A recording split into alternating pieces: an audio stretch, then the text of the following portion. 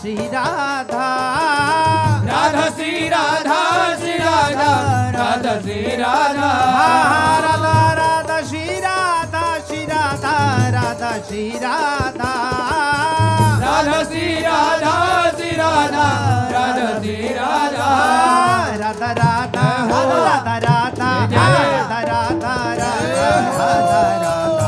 राधा श्री राधा राधा राधा राधा राधा राधा राधा श्री राधा राधा राधा राधा राधा राधा राधा श्री राधा राधा राधा राधा राधा राधा राधा श्री राधा राधा राधा श्री राधा श्री राधा राधा श्री राधा राधा श्री राधा श्री राधा राधा श्री राधा राधा राधा श्री राधा श्री राधा राधा श्री राधा राधा श्री राधा श्री राधा राधा श्री राधा राधा राधा राधा राधा राधा राधा राधा राधा राधा श्री राधा राधा राधा राधा राधा राधा श्री राधा राधा राधा राधा राधा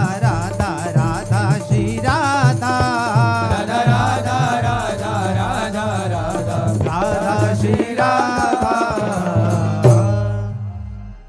शरण निरापक पद रमित सकल शुभ शुभ नंश देत सहज निश्चल भगति सुजय जय श्री हरिवल जय जय श्री नवनिवृत्त निकुंज विलासी लाडले ठाकुर श्री राधा वल्लभ लाल की जय। लाडले ठाकुर श्री राधा मोहन जो महाराज की जय। लाडले ठाकुर श्री राधा पिय जो महाराज की जय। महाप्रभु श्री हरिवंश चंद्र जो महाराज की जय। श्रीत सेवक जो महाराज की जय। समस्त सहचरी वृंद की जय। श्री वृंदावन धाम की जय।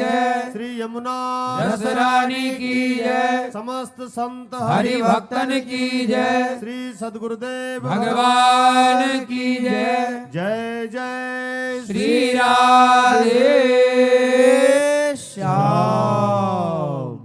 जय जय श्री राधे श्याम। जय जय श्री राधे श्याम। जय जय श्री हरि बोल।